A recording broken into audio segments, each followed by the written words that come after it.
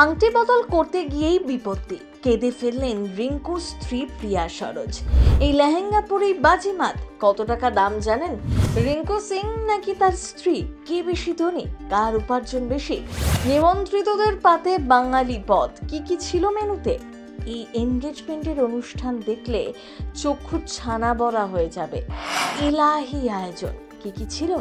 তারকাদের এনগেজমেন্ট পার্টির হাড়ির খবর জানুন।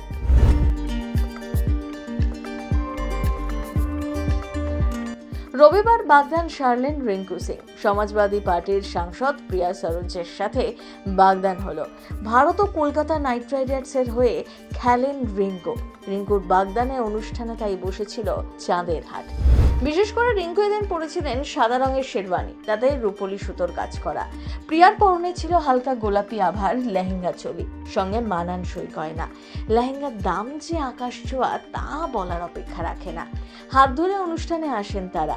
মঞ্চে যখন দুজনের আঙুলে আংটি পরিয়ে দিচ্ছেন তখন বিশাল ধামাকা।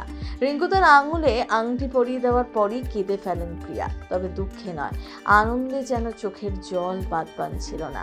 তার বারবার কান্না থামানোর চেষ্টা করছিলেন, মুখে হাসি থাকলেও চোখ দিয়ে জল গড়িয়ে পড়ছিল। বাধ্য হয়ে শেষে টিস্যু পেপারে চোখ মোছেন প্রিয়া, হাত তুলে আংটিও দেখান তারা।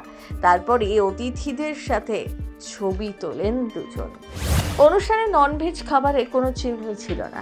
মেনুতে প্রিয়ার পছন্দের খাবার বাঙালি রসগোল্লাও ছিল। রিঙ্কু সিং এর পছন্দের খাবার পনির টিক্কা থেকে মটর মালাই, সে মেনুতেও রাখা হয়েছিল।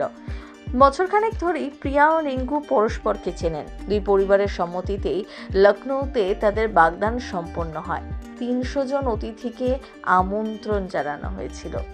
জানেন কে বেশি ধনী?